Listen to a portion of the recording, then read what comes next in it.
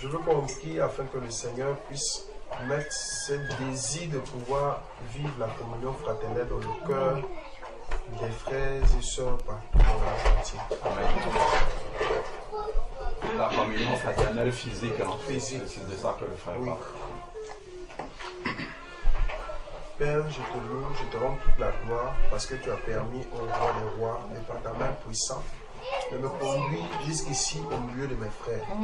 Seigneur, tu as été au contrôle, ô Dieu de bonté. Depuis la nuit d'hier, ô roi des rois, tu t'es manifesté. Amen. Seigneur, merci parce que tu as contrôlé tous les paramètres jusqu'à maintenant. Que ton nom soit glorifié à jamais. Alléluia. Père de bonté, Seigneur, le désir de ton cœur, c'est que ta famille, Seigneur, se retrouve dans une communion fraternelle, afin que chacun puisse se connaître les uns les autres. Amen. Père, tu nous as appelés des différentes contrées, tu nous as appelés des différentes langues, tu nous as appelés des différentes familles. Mais en toi, Seigneur, nous sommes une seule famille, Seigneur. Amen. Jésus.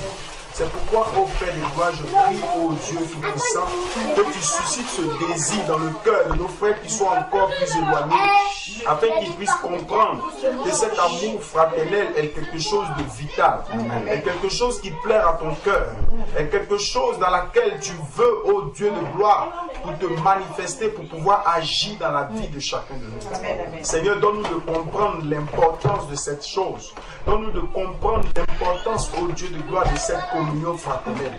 Afin que, Seigneur Jésus-Christ, nous puissions être toujours animés d'un désir ardent pour pouvoir le faire, ô Dieu de grâce. Et que lorsque nous ne voyons pas physiquement, et que nous ne soyons pas en paix dans nos cœurs, et que nous puissions à chaque fois penser à voir nos frères, penser à voir nos soeurs. Seigneur, anime-nous de ces pensées-là, afin que chaque jour, Seigneur Jésus, nous soyons enthousiasmés de cette pensée, Seigneur Jésus.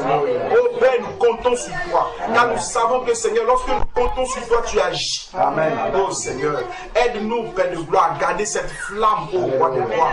Aide-nous à garder, Seigneur, ce désir temporel et continuel, Seigneur Jésus. Père, je prie encore davantage que tu nous soutiens, Seigneur. Tu connais, oh Dieu de grâce, nos faiblesses. Père de gloire, soutiens-nous afin que, Seigneur, là où nous sommes faibles, tu nous rends forts, Seigneur Jésus. Et que nous puissions nous supporter les uns les autres, Seigneur Jésus. Oh roi des rois, que nous puissions, oh Père de gloire, nous pardonner les uns les autres. Que nous puissions, Seigneur, nous aider les uns les autres. Oh Dieu, c'est en cela que nous saurons que nous sommes véritablement dans une famille.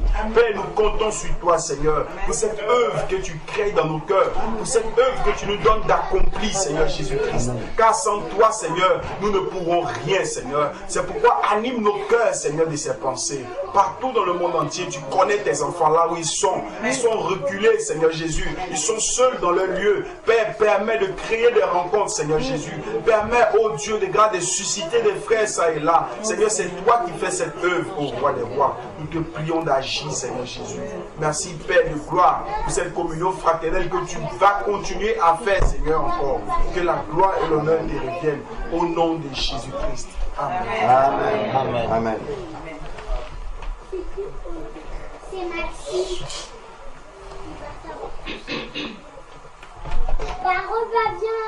Va bien dans la... Joshua.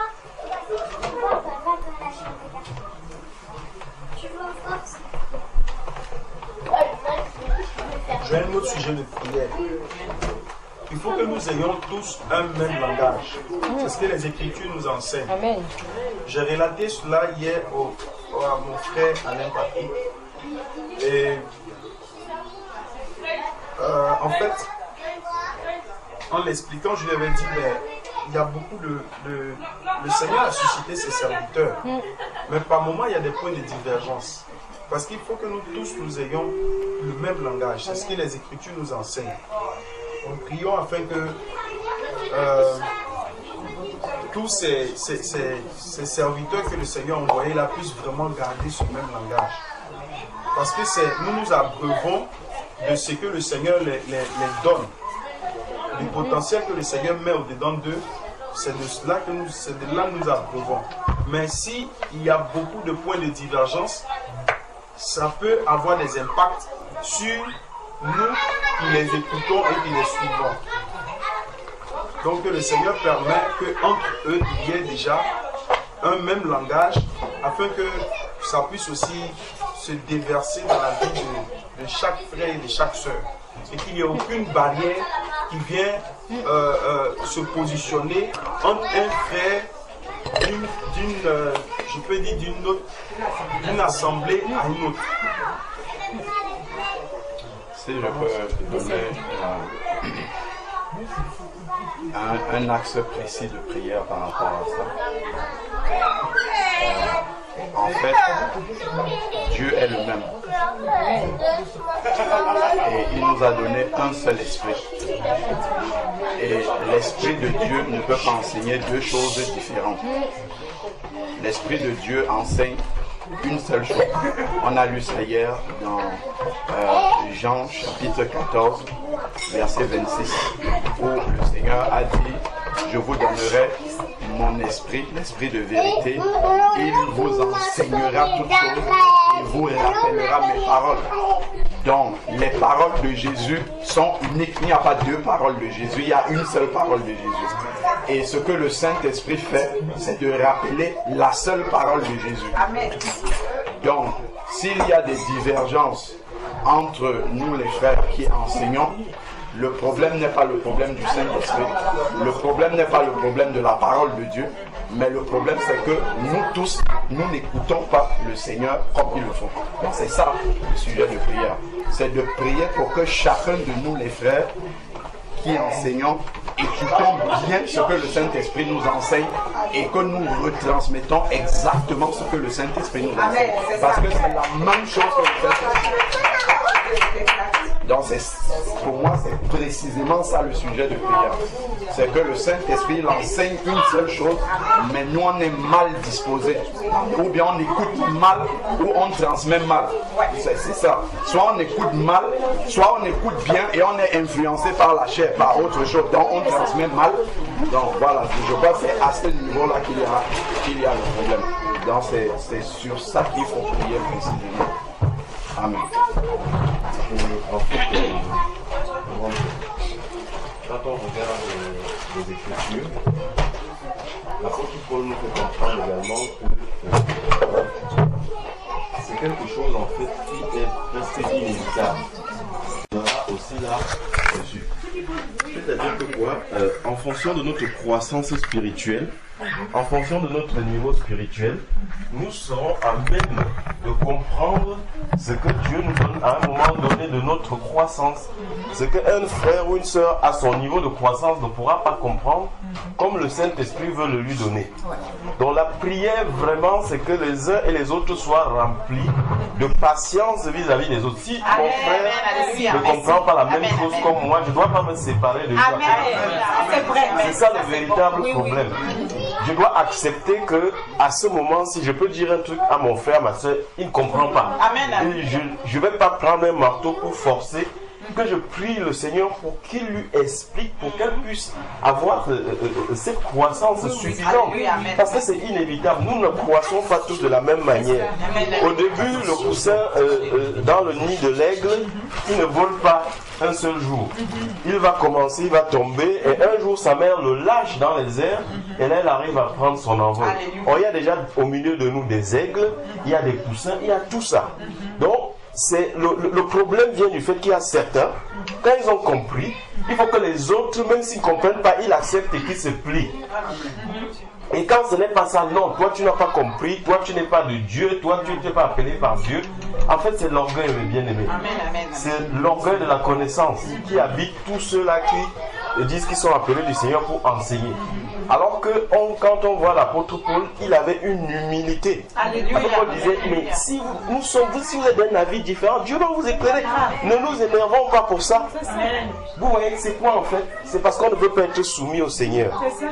L'orgueil. Quand j'enseigne, mon frère n'écoute pas. Arrêtons-nous, ne passons pas des nuits entières à discuter sur les versets bibliques. Arrêtons-nous à un moment donné, prions selon ce que le frère a dit. C'est un seul esprit. Si par humilité nous nous retournons tous vers cet esprit-là pour crier, Seigneur, viens donner l'unité de la foi, on va recevoir l'unité de la foi. Mais si nous voulons, parce que nous croyons avoir compris, imposer notre manière de voir à l'autre, c'est la chair. Même si nous avons compris, même si nous avons raison, C'est charnel parce que l'autre n'a pas le même niveau de compréhension à son niveau d'avancement spirituel. On ne sait pas, tu ne sais pas où il se trouve.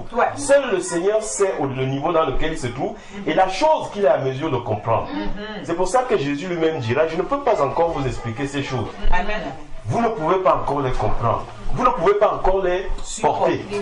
Et l'apôtre Paul va dire, vous êtes encore des bébés. Je vais encore vous donner du lait. Vous n'êtes pas encore capable d'écouter la nourriture spirituelle. Mais nous, on va venir, comme on ne discerne rien, on prend une parole forte, on donne à tout le monde. On a l'impression que tous sont aguerris. Et quand certains posent la résistance parce qu'ils ne comprennent pas ou parce qu'ils n'ont pas, ou d'ailleurs même des fois c'est nous-mêmes qui nous trompons, hein, on n'a pas la science infuse au niveau des Écritures. Il peut arriver même en tant qu'enseignant quelque chose, on croit avoir compris quelque chose, mais on ne comprend pas. Mais vraiment, je rends grâce à Dieu pour ce sujet-là. Mais vraiment, c'est quelque chose qui est important. Ça revient à la patience, à tuer tout orgueil et à dépendre de Dieu en fait. À dépendre de Dieu. Même si Dieu nous appelle à enseigner, nous devons dépendre de lui. Nous devons comprendre que c'est le Saint-Esprit, lui seul, qui applique la parole dans le cœur de chacun de nos bien-aimés. En fait. Et le problème que tu décris, frère, c'est cela. Ce qu'on voit partout aujourd'hui, c'est que quand je viens en tant que grand docteur, je ne sais pas quoi, dès que j'ai donné, vous devez prendre ça comme j'ai donné. Si vous n'êtes pas d'accord avec moi, vous êtes soit anathème ou je ne suis pas avec vous. Et c'est ça qui crée les divisions entre les bien-aimés en fait. Alors que les divisions ne devraient pas avoir si on est humble. Si on accepte que l'autre peut avoir, on a le même Seigneur. Prions ce Seigneur-là dans l'unité. Je ne vois pas beaucoup les frères qui discutent. Je ne vois pas beaucoup de frères se réunir et prier. Mais je vois les frères se réunir avec les versets. Toi, le verset là, non, ici, non, c'est dit, c'est comme ça. Toi, c'est comme ça. Mais posons ça à un moment donné, réunissons, mettons-nous à genoux, pleurons au Seigneur. L'effusion, parce que l'unité ne vient pas de la compréhension de notre cerveau, l'unité vient de l'effusion de l'esprit. Amen. S'ils étaient unis, comme tu dis, c'est parce qu'ils étaient remplis du Saint-Esprit en fait. Et voilà notre problème. Si on n'est pas rempli du Saint-Esprit, comme le frère disait, l'Esprit va parler d'une certaine manière, je vais comprendre différemment, l'autre va comprendre différemment. Et comme on n'est pas crucifié, ça va entraîner des dissensions. C'est ça. Donc vraiment, ça revient au fait d'être crucifié à soi-même et de se mettre à genoux, de dépendre de Dieu, de prier le Seigneur pour qu'il nous apporte. Parce que la Bible dit dans 1 Corinthiens 12 que nous avons été baptisés d'un seul esprit pour former un seul corps. Amen. C'est très important de comprendre cela. C'est l'esprit qui crée l'unité. Si on se lève pour chercher l'unité, on peut se mettre le doigt dans l'œil, comme dit. Mais si on cherche la communion avec Dieu, l'esprit, l'unité se fait de lui-même en fait. Parce que si il y a un seul esprit qui donne la connaissance, je suis connecté au même esprit, toi tu es connecté, mon frère et ma soeur sont connectés, mais l'unité se fait d'elle-même. Parce que nous sommes d'un seul canal. Mais nous ne pouvons pas chercher l'unité parce qu'en fait l'unité doit se chercher par le haut en fait. Par la tête. Voilà. C'est ça. Par la communion avec le Seigneur. Mais vraiment, prenons cela sur nous, acceptons, c'est ça. Tu vois, il y a un orgueil qui veut qu'on ne veut pas accepter. Des fois, on discute pendant des heures parce qu'on veut que l'autre personne comprenne ce qu'on dit à science tenante. J'ai tellement la conviction que j'ai raison qu'il faut que je force, que je cherche plein de versets. Mais mon frère, à un niveau, tu ne peux pas, au jour d'aujourd'hui. Même nous, en tant qu'enseignants, je vais vous faire un témoignage tout à l'heure, où il y a de cela 5 ans, je n'avais pas la même révélation. Et c'est moi qui combattais ces choses-là, quand on venait me dire que non, c'est ça, je disais non, c'est pas ça. Et on voit que vraiment, aussi, quelle que soit la place qu'on occupe dans le corps, on a une évolution. Qu'on soit un enseignant, qu'on soit un enfant, on a tous une croissance. Même l'apôtre Paul le dit, je n'ai pas encore atteint le niveau, je n'ai pas encore gagné la couronne, je suis encore en train de courir. Donc vraiment, prions pour cela, pour que ça revient finalement au sujet de prière que le frère avait donné. Hein. Vous voyez, ça revient à être rempli du Saint-Esprit. Si on est rempli du Saint-Esprit, frère, c'est pas quelqu'un qui va te dire, tu vas être dans cette ville, tu vas commencer à courir pour chercher où sont les bien-aimés. Parce que l'Esprit de Dieu en toi te pousse. En fait, le doigt, s'il ne peut pas décider de dire que je ne veux plus être du corps. Alléluia. Quand tu coupes le doigt du corps, il sèche, il meurt. Donc forcément, si j'ai été baptisé du Saint-Esprit, si je suis rempli de l'Esprit de Dieu, ça veut dire que je suis du corps, je vais chercher les autres membres du corps. Personne n'aura besoin de me dire. Je vais chercher automatiquement les autres membres du corps en fait. Et nous avons vu cela à notre conversion. Quand on a été converti, quel que soit l'endroit où on était, on cherchait sur Internet, dès qu'on avait trouvé un frère dans telle vie, on voulait aller. Pour moi, s'il y a un bien-aimé qui est quelque part, il ne cherche pas ses frères, il y a un problème avec les fondements, la base, la conversion et la communion avec le Seigneur. C'est là où se trouve son problème. Parce que, en fait, c'est des choses que tu ne peux même pas expliquer à quelqu'un. Parce que c'est naturel. C'est comme ça que le Saint-Esprit fait quand il vient, il crée le nouveau cœur, il transforme, il remplit, il appelle. Mais si Jésus t'unit au corps, tu vas chercher les autres membres. Amen. Ça c'est clair. Tu peux faire ce que tu veux. Il y a des personnes qui ont fait des kilomètres pour venir. Tu vas chercher les autres membres et tu pourras traverser ciel et terre pour aller voir les autres membres. Amen. Dans ta ville, tu vas prier pour que le Seigneur te montre des gens. Mais si tu as une relation avec le Seigneur qui est, en fait, tu as un tout petit Jésus, tu vis pour toi parce qu'on confond souvent la religion, la religiosité et la véritable crucifixion et vie dans le Seigneur Jésus. On peut être converti, mais notre chair prend encore le dessus. C'est-à-dire, je vis encore pour moi-même. Ce qui fait que je n'écoute pas la voix de Dieu. Et j'ai l'impression que je suis suffisant. Parce que j'écoute peut-être des trucs sur YouTube, je lis la Bible. Pour moi, c'est bon, je n'ai pas forcément besoin d'une communion fraternelle. Mais je me mets le doigt dans l'œil. On peut faire un enseignement là-dessus. Quand l'apôtre Paul dit que tous les membres du corps unis forment une jointure, et c'est là qu'on tire l'accroissement de Dieu. Amen. Ça veut dire qu'en dehors du corps, il n'y a pas d'accroissement. Amen.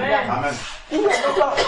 C'est pour cela que si tu as été visité par le Seigneur, il va tout faire pour te réunir à d'autres membres. Si tu n'es pas réuni, c'est que tu es désobéissant, c'est que quelque part le Saint-Esprit te parle et tu ne veux pas écouter. Le Seigneur sait que l'accroissement va se faire dans le corps, donc il ne peut pas te laisser seul, isolé quelque part. Ça peut arriver, oui, des bien-aimés qui sont dans des pays musulmans, dans des pays vraiment où il y a des soucis. Éloignés. Là, Dieu sait comment il va soutenir ces personnes de manière particulière, mais ce n'est pas de leur volonté en fait.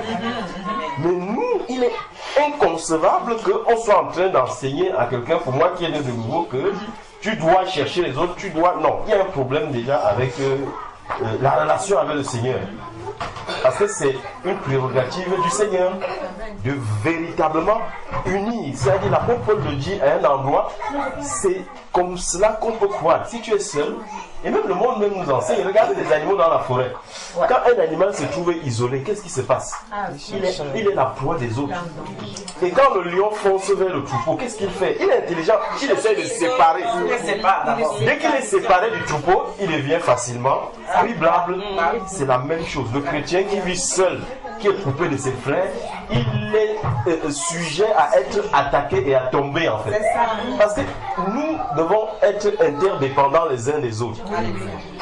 L'œil, le corps comporte l'œil, la main, le pied, ainsi de suite. L'œil ne peut pas dire, comme l'apôtre Paul dit dans 1 Corinthiens 12, j'ai pas besoin de la bouche. La bouche ne peut pas dire, j'ai pas besoin du pied, ainsi de suite. Et l'apôtre Paul compare le corps de Christ à cela. Donc en fait, si tu es quelque part tout seul, tu ne peux pas survivre. Dieu l'a voulu ainsi. Tu peux m'être enseignant, tu connais la parole, tu ne peux pas survivre sans tes frères. À un moment donné, tu es obligé de dépendre des autres. Et Dieu ne va pas forcément te donner même toute la connaissance. Il va falloir que ce soit ton frère qui t'éclaire sur quelque chose que tu n'as pas vu, pour que tu ne sois pas orgueilleux. C'est ça. Donc vraiment, prions dans ce sens-là, que le Seigneur véritablement visite. C'est surtout que nous mourons à nous-mêmes. Parce que pour moi, c'est un problème d'orgueil, de conversion et de consécration à Dieu. Si nous mourons à nous-mêmes et que nous sommes consacrés au Seigneur, le Saint-Esprit va nous conduire dans tout ce que tu disais. La communion fraternelle, les dissensions entre frères, toutes ces choses-là vont s'estomper naturellement. C'est pour cela qu'au 1er siècle, les apôtres aussi nombreux qu'ils étaient, vous vous rendez compte, ils étaient 12 au début, après il y en a d'autres qui sont ajoutés. Il n'y a pas eu de division. Vous savez que c'est à la mort de l'apôtre Jean en l'ensemble que les problèmes ont commencé. Les fausses doctrines, ainsi de suite. De leur temps, il y en avait, mais ils étaient tellement unis qu'ils divisaient tout. Et je sais, c'est pas qu'il n'y a pas eu de divergence. Au début, il y a eu des divergences au niveau de la circoncision. Souvenez-vous, qu'est-ce qu'ils ont fait? ils se sont réunis pour lire la Torah. Non! Ils se sont réunis à Jérusalem dans 1 Corinthiens 15 pour faire quoi? Pour prier. Pour prier. Et la Bible dit après que le Saint-Esprit nous a donné une conduite.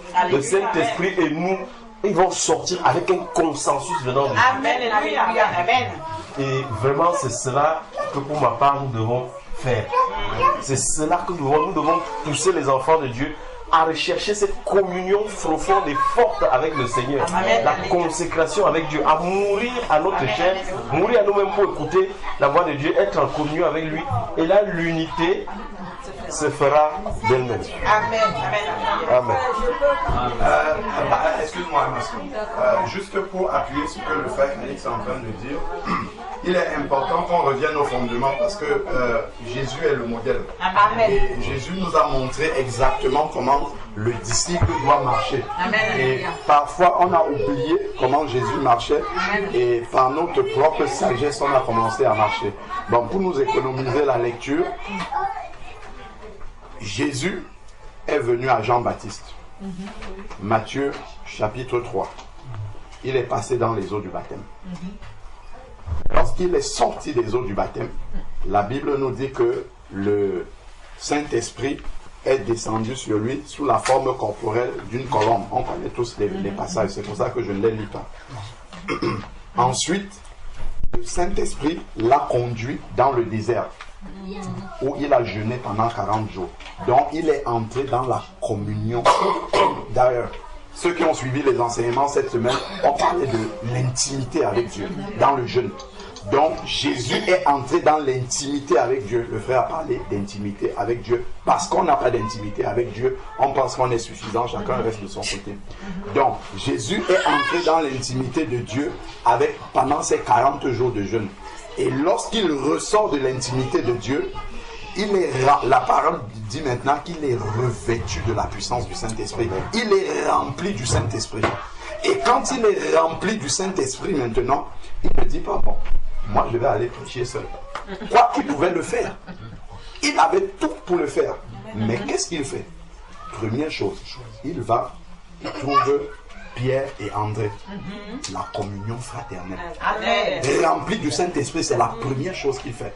Il trouve Pierre et André. Il dit, vous êtes pêcheurs de poissons, je vous ferai pêcheurs d'hommes. Suivez-moi. Dès qu'il se déplace, il trouve Jacques et Jean avec leur papa Zébédée. Suivez-moi.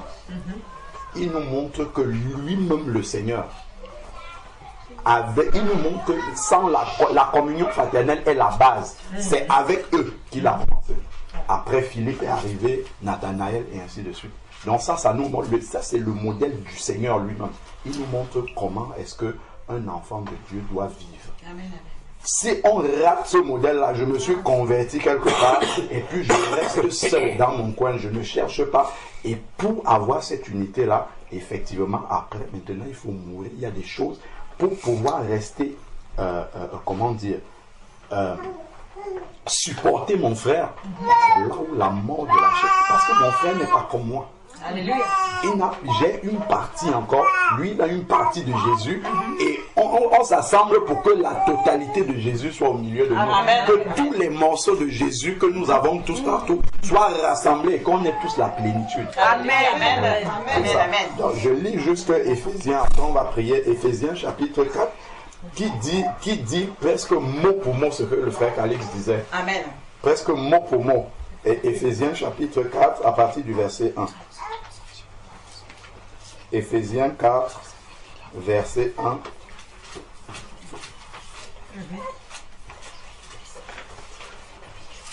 Éphésiens chapitre 4, verset 1.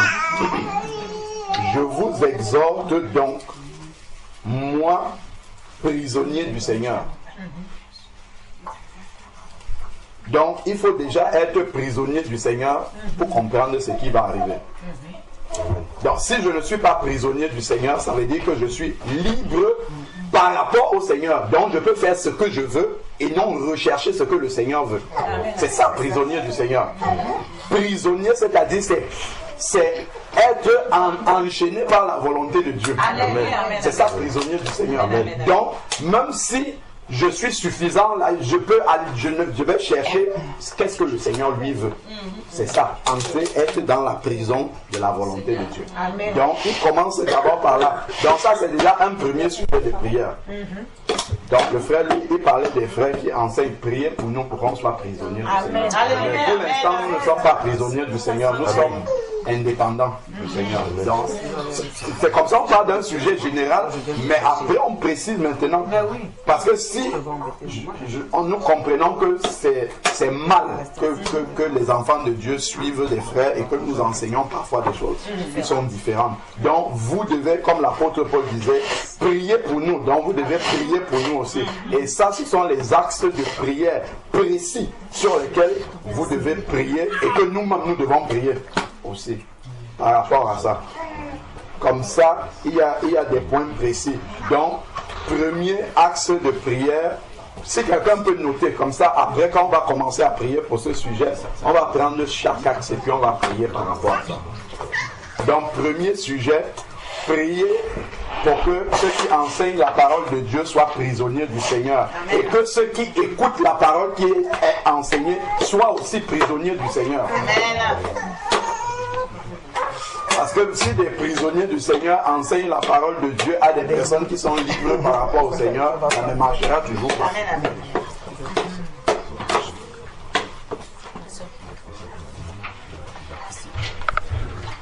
Donc, il a commencé par dire,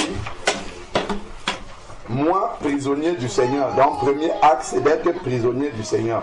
Ensuite, maintenant, il dit, je vous exhorte, moi, prisonnier du Seigneur, à marcher d'une manière digne de la vocation qui nous a été adressée. Donc, si on n'est pas prisonnier du Seigneur, évidemment, on ne peut pas marcher d'une manière digne de ce que le Seigneur attend de nous. Ensuite, maintenant, le verset 2. C'est ça que le frère disait. Là, on va entrer maintenant dans les qualités, en fait, qu'il faudrait pour arriver à cela. Il dit en toute humilité. Il nous manque l'humilité. Nous qui enseignons, il nous manque l'humilité. L'humilité, moi, il me manque l'humilité. Par rapport à la grâce que le Seigneur me donne, c'est un combat. En fait, quand tu es convaincu de quelque chose, c'est un combat de garder l'humilité. Surtout quand tu entends quelque chose dont tu as la conviction que ce n'est pas vrai ce que tu es en train d'entendre. Garder l'humilité à ce moment-là, c'est très difficile. Donc, ça ne peut qu'être un brisement que le Seigneur lui-même apporte. Amen. Mais il faut que dans le cœur, qu'il y ait le désir d'avoir cette humilité. Amen. Donc, l'humilité, c'est le deuxième axe. C'est plus facile pour quelqu'un qui reconnaît déjà qu'il n'a pas compris d'être humble. Mais celui qui croit avoir compris, c'est beaucoup difficile en fait pour lui d'avoir cette humilité. Donc l'humilité, en toute humilité et douceur, le frère a parlé de patience. Voilà, il y a l'axe de l'humilité, ensuite la douceur, la patience. Donc, si on est prisonnier du Seigneur, si on est humble, si on est patient, avec ça maintenant, parce que la parole de Dieu, l'ordre dans lequel les choses sont mises, ce n'est pas par hasard. Il dit maintenant, supportez-vous les uns les autres. Alléluia. Si on n'est pas prisonnier du Seigneur, on ne va pas supporter les autres. Qu'est-ce qui me pousse à supporter l'autre? C'est de savoir que lui aussi, c'est un enfant de Dieu. Amen. Lui aussi, c'est quelqu'un pour qui Jésus est mort. Amen. Donc, Jésus n'est pas mort pour moi, seul de mon côté, et je vais abandonner mon frère. Donc, il faudrait que je sois prisonnier de Jésus pour supporter mon frère. Donc, supportez-vous les uns les autres. Amen. Ce n'est pas rester dans son coin et dire moi je suis en paix avec un tel. Non, il dit les uns les autres avec amour. Et ce n'est pas l'amour du monde, c'est l'amour de Jésus. C'est quand aimez-vous les uns les autres comme je vous ai aimé. Amen. Ce n'est pas comme le monde aime. Amen. Donc, c'est ce qu'il dit ici, supportez-vous les uns les autres avec amour. Parce que si je reste avec mon frère en murmurant dans mon cœur, je ne suis pas en train de l'aimer. Je peux être physiquement avec lui, mais en murmurant dans mon cœur, ça ce n'est pas l'amour de Dieu. Amen. Comme si on m'avait forcé seulement à être là. Imaginons un peu Jésus dans la communion fraternelle. Jésus est la parole révélée au milieu de ses disciples qui n'ont pas encore compris. S'il voulait marcher, comme le frère disait là, qu'il veut taper la parole dans la tête des disciples qui ne peuvent jamais même avoir son niveau. Imaginons un peu l'humilité qu'il a fallu au Seigneur de rester, de supporter ses disciples qui ne comprenaient pas, pourtant il faisait des choses extraordinaires devant eux. Donc il nous montre vraiment le modèle d'humilité, de dire que même si quelqu'un est arrivé au sommet de la connaissance, comme Jésus, lui il était carrément la parole, rester patient comme ça pendant 3 ans et demi au milieu de ses disciples, continuant à enseigner, à répéter les mêmes choses à ses disciples, leur répéter, ils vont, ils échouent, ils supportent, ils redisent encore ainsi de suite. C'est ça que nous devons rechercher. Amen. C'est vraiment, et ça c'est une preuve de maturité spirituelle. Amen. Parfois on confond la maturité spirituelle avec la connaissance des Écritures. C'est pas la même chose.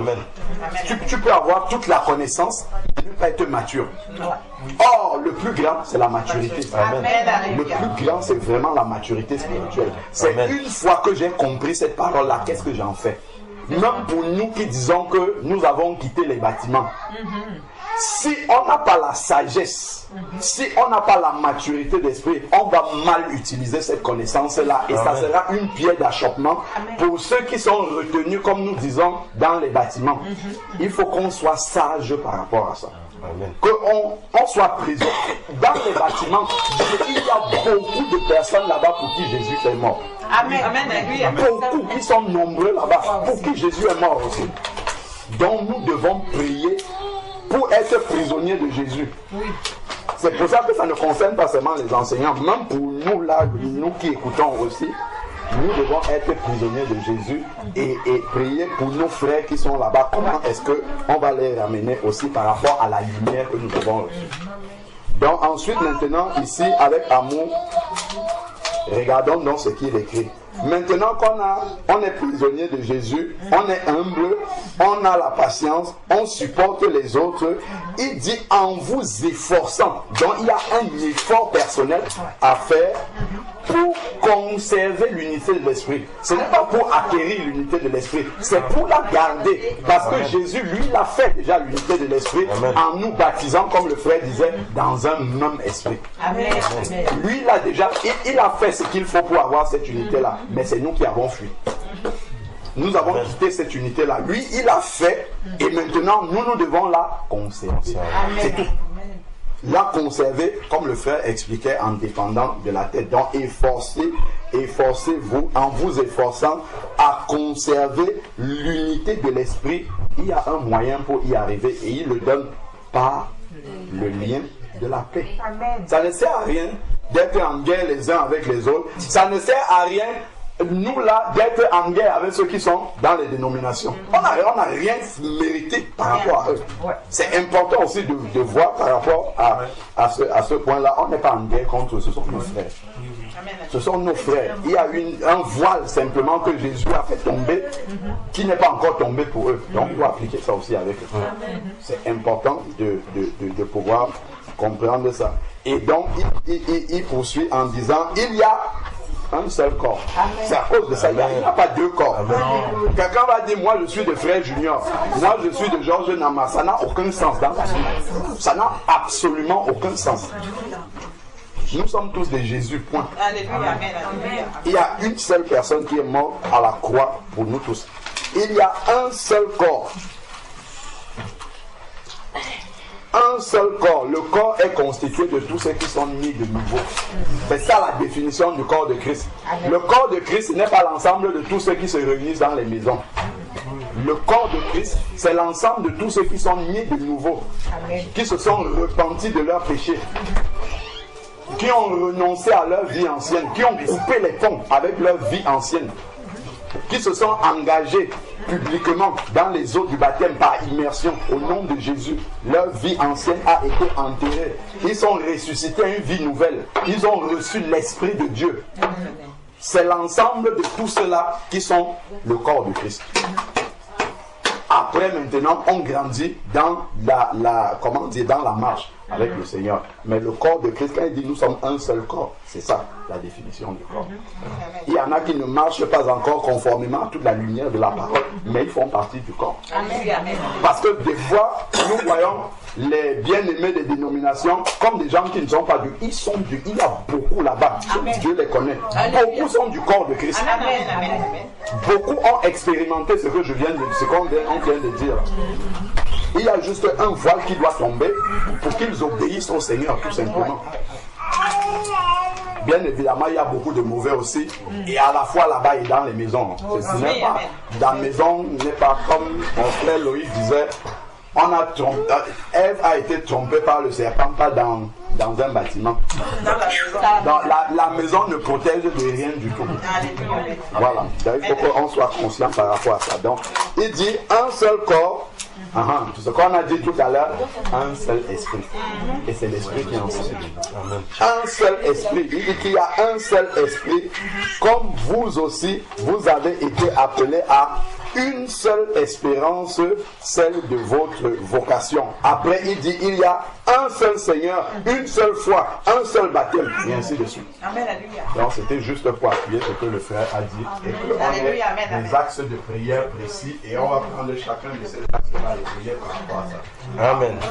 Amen. Oui, en fait, si je dis quelque chose qui est une vraie réalité, la communion fraternelle, notamment physique, c'est que le Seigneur nous appelle à nous réunir entre partisans de Christ, à tisser un lien étroit.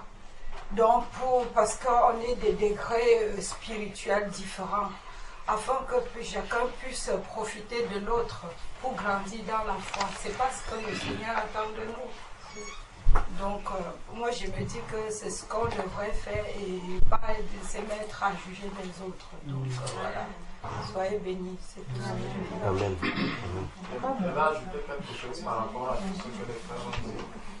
Frère Georges. Lorsque prenons un peu la parole de Dieu, là on a parlé de Paul. Regardons un peu un message que Jean a écrit pour qu'on voit un peu l'image de ce qui se passe aujourd'hui et comment nos aînés dans la foi ont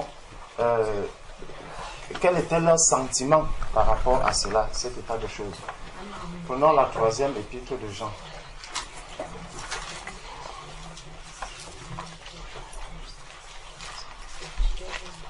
Troisième épître de Jean. C'est juste 15 versets, donc je vais lire un peu le texte. L'ancien Agaius, le bien-aimé que j'aime dans la vérité. Donc, l'amour, c'est selon la vérité déjà. Bien-aimé, je souhaite que tu prospères à tous égards et sois en bonne santé, comme prospère l'état de ton âme. Donc, pour que un enfant de Dieu vraiment puisse prospérer en toutes choses, Jean vient nous révéler qu'il doit le faire en fonction de la prospérité de son âme, dans l'état de son âme. Il doit prospérer. Ça veut dire qu'il doit grandir. Comme les frères le disaient tout à l'heure, il faudrait qu'il y ait vraiment quelque chose de visible que l'on voit dans sa marche par rapport aux fruits de l'esprit. Donc, j'ai été fort réjoui lorsque les frères sont arrivés et ont rendu témoignage de la vérité qui est en toi.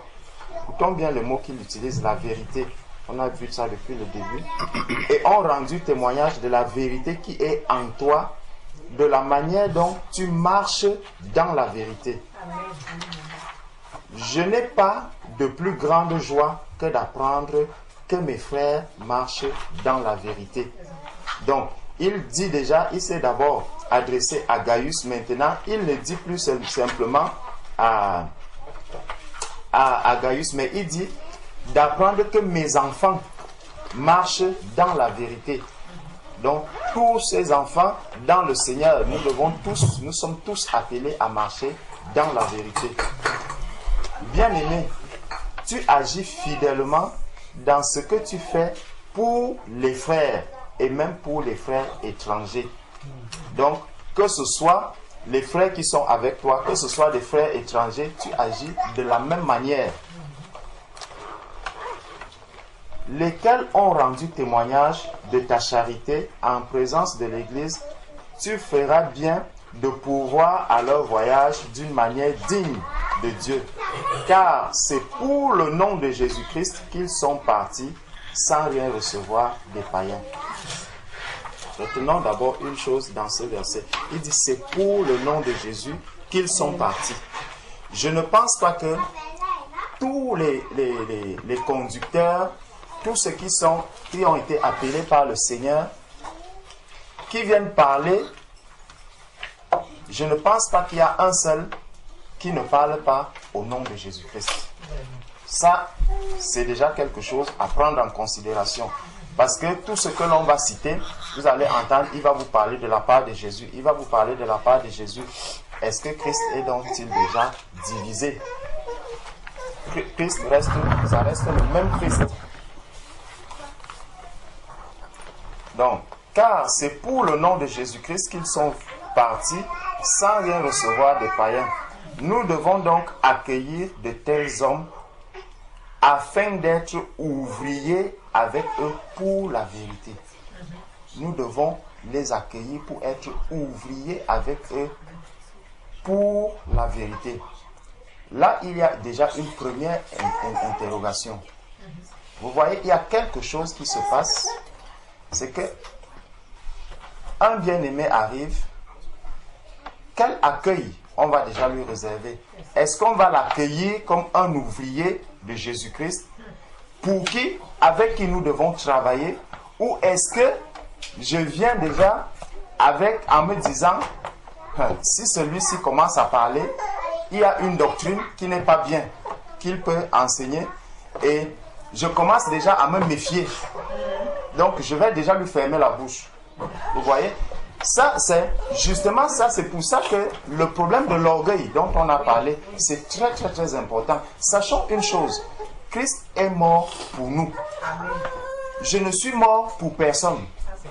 Mon frère Alain est mort pour personne. Et mon frère Alain ne sauvera personne. Vous comprenez? Le frère Junior ne sauvera personne. Christ est mort aussi pour lui. Christ est mort pour Georges Nama. Christ est mort pour tous ses frères que vous voyez tout autour de vous. Et aucun d'eux ne peut donner la vie éternelle à l'autre.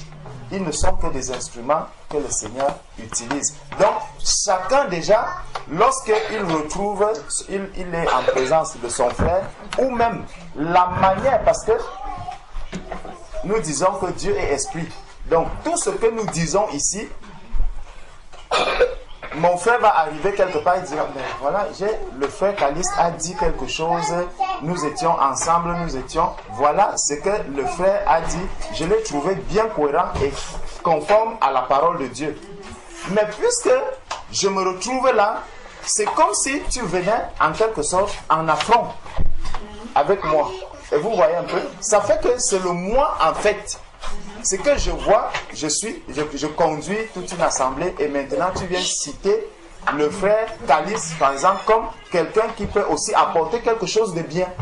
Ça, on peut le renier, on peut le dire que non, ce n'est pas ça. Mais en réalité, ça existe au fond. C'est pour ça que quand on parle de l'orgueil et tout, ça existe au plus profond de nous-mêmes. Ce que je chercherais toujours à dire non, mais il ne faudrait pas que le frère Caliste peut-être prenne la parole quand les bien-aimés vont voir que le frère Caliste excelle, il excelle. Non, ça, c'est un peu mon image. Et vous voyez, ça c'est le moi. C'est toujours le moi.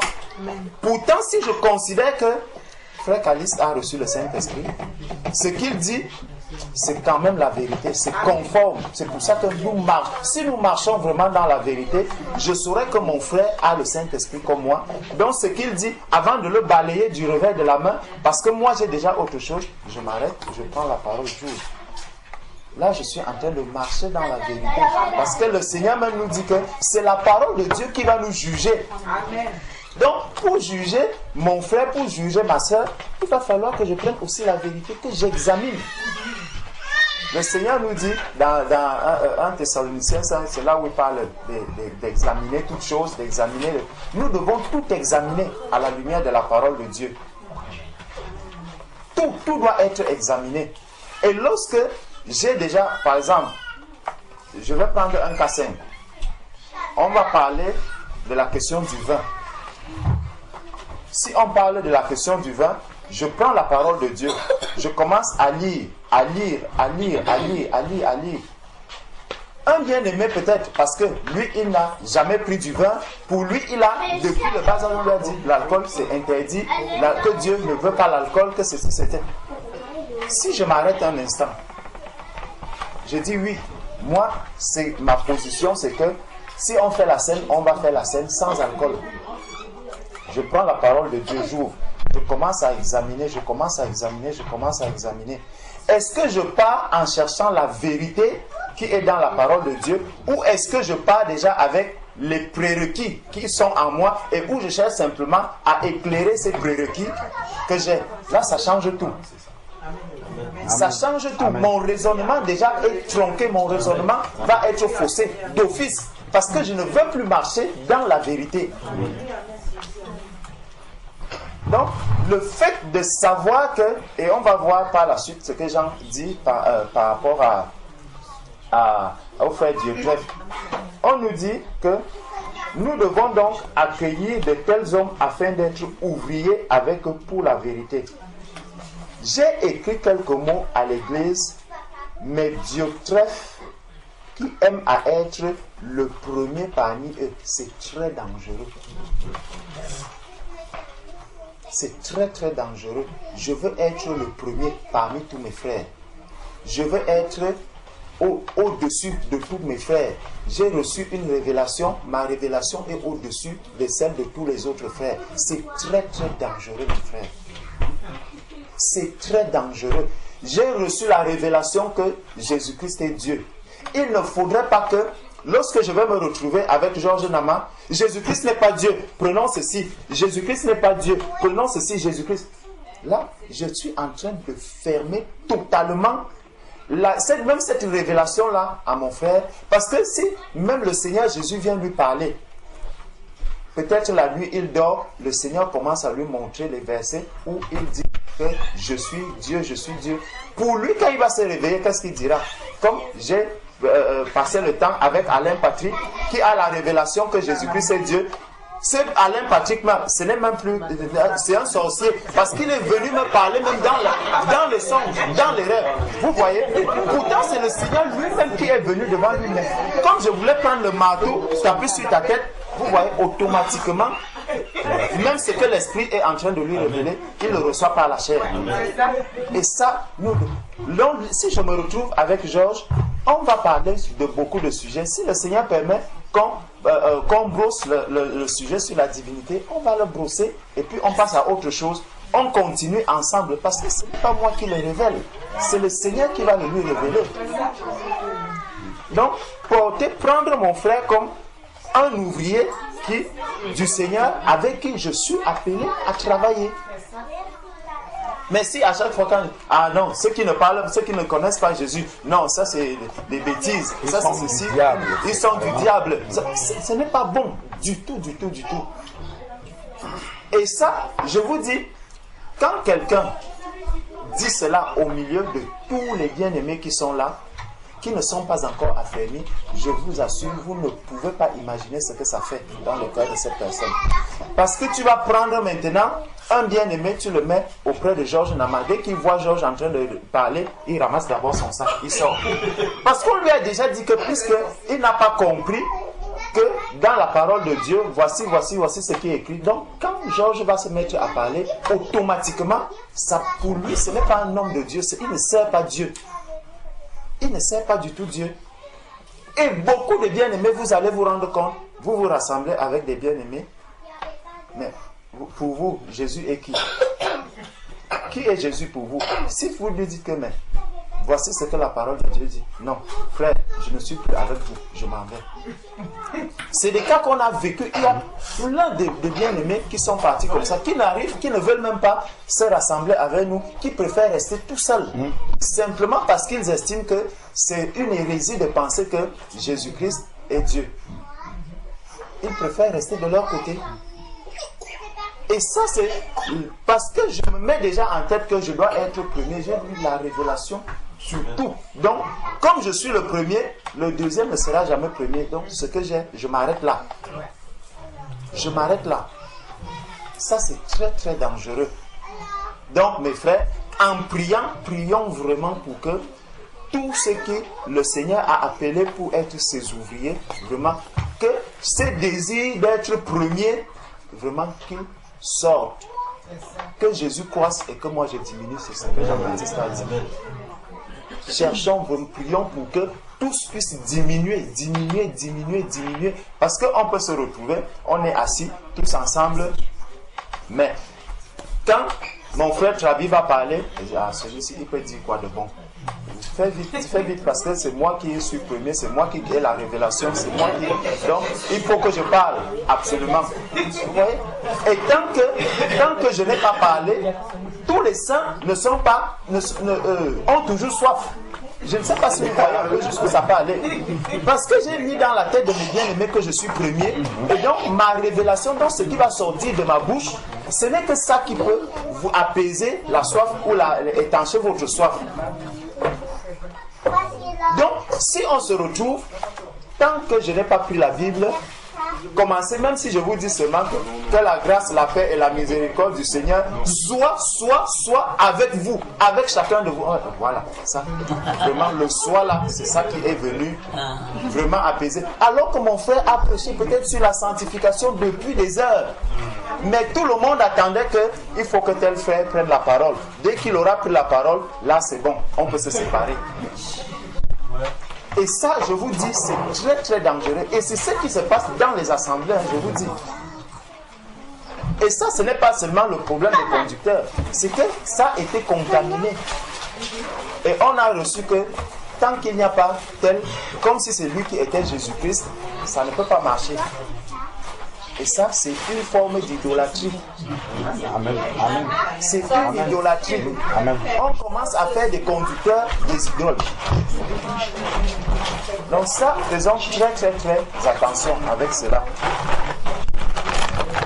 Donc, au verset 10 maintenant, il dit, c'est pourquoi, si je vais vous voir, je rappellerai les actes qu'il commet en tenant contre nous des méchants propos. Non content de cela, il ne reçoit pas les frères et ceux qui voudraient le faire, il les empêche et les chasse de l'église. Vous voyez ce que ça va entraîner? C'est que mon frère va arriver, non, je ne veux pas qu'il parle parce que lui, il prêche qu'on doit faire la scène avec le vin, l'autre va dire non, on ne fait pas la scène avec. Donc quand il arrive, dès qu'il veut parler de la scène, frère, attends, il y a quelque chose, c'est que je vais prendre la parole au sujet de la scène parce que nous avons l'habitude de faire ceci comme nous. Donc je vais fermer la bouche de mon frère. Même s'il voulait peut-être nous apporter quelque chose, même si je vais rejeter, parce que nous marchons selon la vérité, ce n'est pas parce qu'il est aussi venu au milieu de nous que je vais accepter tout ce qu'il dit. Non, je vais l'écouter et je vais aussi lui présenter la parole de Dieu. On n'est pas d'accord, on ferme, on se met à prier.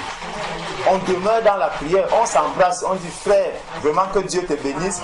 On continue dans la prière. Et c'est comme ça que le Seigneur lui-même finira par se révéler à nous. Parce qu'en fait, c'est que nous n'avons pas la révélation de Christ réellement quand nous marchons de cette manière. On a vu que depuis le début, depuis le matin, dès qu'on s'est levé, mon frère Trabi a commencé à dire la charité, si tu n'as pas la charité, tu es comme un airain qui résonne. Tout ça, c'est l'amour de Christ. Et voir que mon frère est là, et je suis en train de le rejeter, je suis en train de lui fermer la bouche. Ça, ce n'est pas l'amour. Ça veut dire que je ne l'aime pas. Puisque s'il est vraiment aimé, il doit pouvoir s'exprimer, il doit pouvoir, et c'est ce que 1 Corinthiens 14, 26 nous dit, que chacun devrait s'exprimer, et je dois recevoir toutes choses et examiner avec la parole de Dieu. Donc, verset 11, bien-aimé, n'imitez pas le mal, mais le bien. Celui qui fait le bien est de Dieu, celui qui fait le mal n'a point vu Dieu. Donc, voilà vraiment quelque chose que je voulais nous montrer et nous faire voir que nous sommes en train de vivre vraiment ce que Jean dit ici dans son titre, que ça se passe au milieu de nous et les brebis sont vraiment infectées avec cela.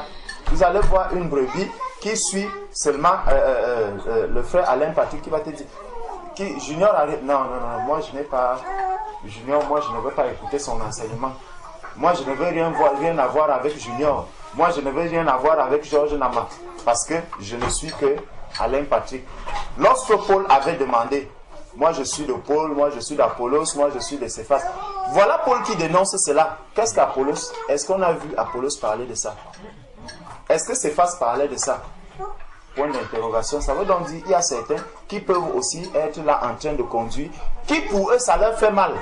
Mais pour les autres, comme ils sont déjà à un certain niveau, ils se disent non, moi ça ne me dérange pas. Si je peux faire ce chemin tout seul, gloire à Dieu, le Seigneur va se révéler à moi et il y aura des troupes qui seront là derrière moi. C'est très très dangereux.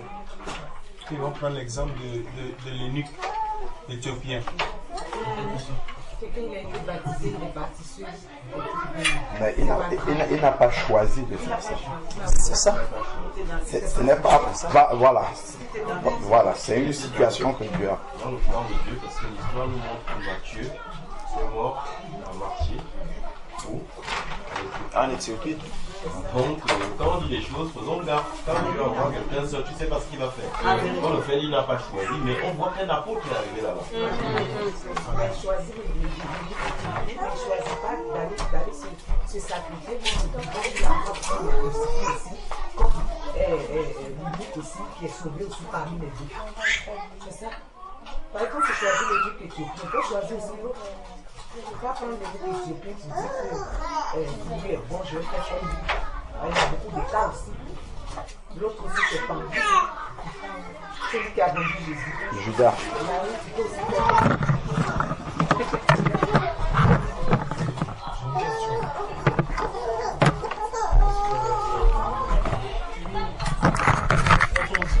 Il ne faut pas venir avec un esprit de division, mais plus un esprit de communion, de partage et d'édification pour l'Église.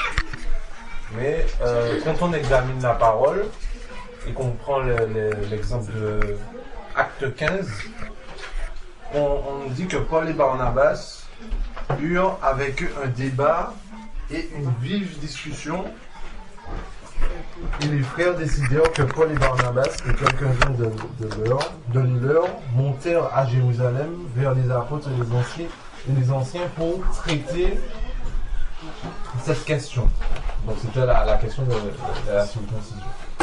Et après, plus tard, on voit au verset 6 que les apôtres et les anciens se réunirent pour examiner cette affaire. Après, dans le passage, on ne voit pas qu'à un moment, les frères se sont arrêtés pour prier, pour demander que tout le monde accepte le témoignage. Ils ont discuté jusqu'à ce qu'ils puissent trouver une conclusion à cette histoire. Est-ce que et après, plus tard, dans Timothée, il y a Timothée, Paul qui écrit à Timothée, qui lui dit « Évite les discours vains et profanes, car ceux qui tiennent avanceront plus dans l'impiété et leur parole rongera comme la gangrène. De ce nombre sont Hyménée et Philette, la résurrection qui se sont détournés de la vérité, disant que la résurrection est déjà arrivée et qui renversent la foi de quelques-uns. » Là, clairement, dans ce passage, le frère Paul nomme le nom de frères qui se sont éloignés et on leur dit clairement là dans ce passage qu'il faut les éviter. Est-ce que là, il faut faire vraiment appel à un discernement, c'est vrai, mais clairement quand un frère qui va quand même discuter avec cette personne, ou est-ce qu'on va faire un compromis avec cette personne, tout ça dans le but de l'amour de Dieu, de Christ? Je peux te répondre. Quand tu vas dans Actes, les frères avaient de l'humilité, comme les frères l'ont dit. Et du coup, chacun a apporté ce qu'il avait apporté. Et quand tu es dans l'humilité, si le frère te montre, comme le frère Georges l'a dit, les Écritures, le Saint-Esprit va te convaincre que ce que le frère aussi a dit, c'est la vérité. Ce dont Paul parle dans 1 Timothée 2, c'est ce que le frère Georges a dit aussi. C'est le frère, il va absolument te convaincre jusqu'au bout. C'est-à-dire que vous parlez, et quand tu n'as pas dit oui frère, tu as raison, le frère, il va continuer à insister. Ce genre de frères-là, faut en quelque sorte les éviter et éviter d'avoir de nouveau des discussions avec eux tant qu'ils sont dans cette optique-là, en fait. C'est ce qu'il veut dire. Voilà. Et parce que quand tu es vraiment dans l'esprit, chacun s'écoute et après on en prie. Et après, là où est la vérité est quoi. Voilà. Dans Acte 15, ils sont arrivés à la même conclusion. Voilà. Parce qu'ils marchaient dans l'humilité, justement. Voilà. Et il y avait une première question, et si tu disais quand on vient dans une assemblée, quand on vient avec l'esprit de division. Voilà. Et je pense que le frère Georges a répondu à ça en fait. Ça ne veut pas dire qu'en fait si tu as quelque chose dans ton cœur qui est divergent, tu n'as pas le droit de parler, on va dire que parce que tu dis quelque chose de contraire, tu es dans les... Non. En fait, tout vient de ton état de cœur. Si tu pars ouvrir la Bible, non pas pour... comprendre la profondeur des Écritures, mais pour défendre ta position, comme il a dit, c'est déjà quelque chose de faux en fait, qui fait que, de toutes les façons, même si on te montre un verset qui montre que ce que tu penses, ou ce que tu crois avoir reçu n'est pas vrai, tu vas pas l'écouter, tu te fermes les oreilles en fait. Ferme les oreilles, tu vas regarder que les versets qui... Parce qu'en fait, on peut faire dire à la Bible ce qu'on veut. Tu peux toujours trouver un verset pour t'appuyer sur ça et établir une doctrine. Et on voit c'est qui, c'est le diable. Le diable, quand il est venu voir Jésus, il a dit, mais il a été écrit qu'on donnera des anges pour que... Mais saute. Il s'appuyait sur un verset biblique. Mais il a fallu que le Seigneur dise, il est aussi écrit. Il est aussi... Or, ces personnes qui ont cet esprit de division-là vont se bloquer de cette manière. Mais il est tout à fait normal que quand tu ne comprends pas quelque chose comme ton frère accompli, tu dis, c'est ça, c'est pas... péché, on va pas dire que tu as un esprit de division pour ça. Mais c'est en fait l'état d'esprit qui fait cela. Quand on regarde dans Actes des Apôtres, comme tu dis, oui, ils ont discuté. On ne dit pas expressément qu'ils ont prié. Mais pour moi, quand on dit qu'il nous a plu au Saint-Esprit et à nous, oui, c'est qu'ils ont prié. C'est-à-dire qu'ils étaient remplis de l'Esprit de Dieu. Quand tu es rempli de l'Esprit de Dieu, dès que je lis le verset, ça sonne en toi la vérité et l'innocence, c'est ça. Et la discussion s'arrête. Mais en général, c'est parce qu'il y a un autre qui est arrêté sur sa pensée. Et tu peux lire ce que tu veux. Les oreilles sont bouchées. Quand tu lis, même il est en train de chercher un autre verset dans son esprit. Et il ne t'écoute même pas en fait. Ou contredit. Et du coup, la discussion peut passer. Voilà. Je voulais dire quelque chose parce que ce que le frère avait dit tout à l'heure, dans Actes des Apôtres, ils avaient fait des discussions dans la réunion des anciens. Et puis, mais ce que l'apôtre Paul parle, quand il conseille Timothée, il dit d'éviter les disputes. Ça, c'est les disputes. C'est-à-dire, ça irrite l'âme. Ça apporte des irritations. C'est ça qui n'est pas bon. Parce que là, l'esprit ne travaille pas. Ce sont des discussions vaines. Vaines, en fait. Ça te prend du temps pour rien.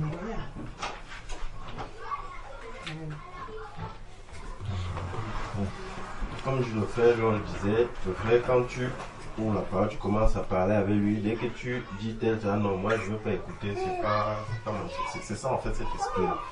Un enfant de Dieu, en fait, qui a l'esprit de Dieu en lui, doit être en mesure de discuter tranquillement avec son frère, sans que ça ne devienne des disputes, sans qu'on ne sente le ton s'élever. Dès qu'il y a des choses comme ça, c'est la chair, c'est les disputes, et il faut s'arrêter, il faut laisser tomber. Mais on doit, d'ailleurs c'est ce que le Seigneur nous recommande, passer notre temps à méditer les Saintes Écritures. Mais certains passent leur temps, non pas à méditer les Saintes Écritures pour les approfondir, mais pour s'émousser devant leurs frères, pour montrer l'étalage de la connaissance. On se ment à soi-même, on passe le temps dans les Écritures pour après lire les versets, j'ai vu ceci. Non pas pour édifier, mais pour un peu s'élever, comme disait le frère Georges, montrer que je connais. Et ça, le Seigneur voit ton cœur, il le connaît. Et cette parole-là, comme nous le voyons très bien dans Luc 24, la Bible nous dit que le Seigneur ouvrit leur esprit pour qu'ils comprennent les Écritures. Donc si tu es quelqu'un qui ne prie pas, je suis désolé, tu passes ton temps dans la Bible, tu ne comprendras pas, tu crois avoir compris, mais tu ne comprendras rien du tout. C'est ça qu'il faut que nous comprenions aussi.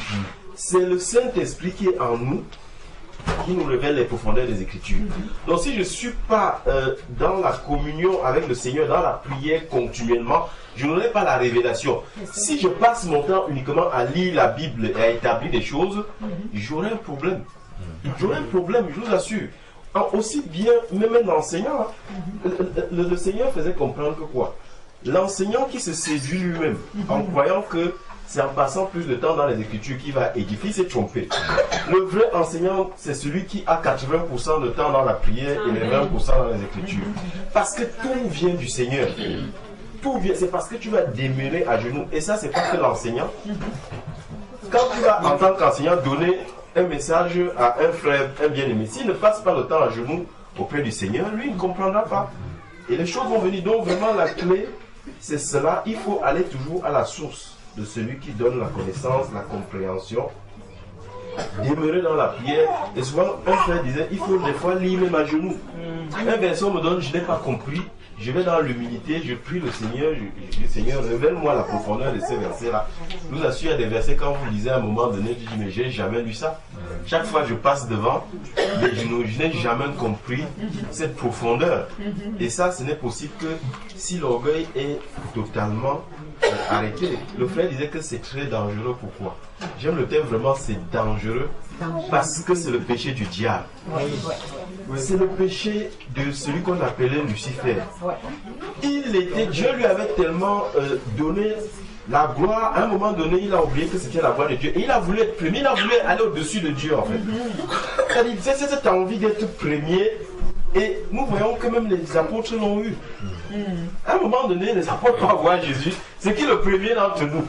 C'est les gars, mais c'est pas possible. Ils étaient déjà au milieu d'eux. Ils cherchaient déjà à savoir qui est le meilleur, qui va être le chef, qui va remplacer Jésus quand je pars. Jésus leur a dit, le premier d'entre vous sera le serviteur. Le serviteur. Et l'apôtre Paul va conclure en disant, regardez toujours les autres comme supérieurs à vous. Si je regarde les autres toujours comme supérieurs à moi, il n'y aura pas d'orgueil. Je vais être en plein à écouter les autres, même si je connais, même si... Et le Saint-Esprit va accomplir la chose en vraiment de nous. Amen. Amen.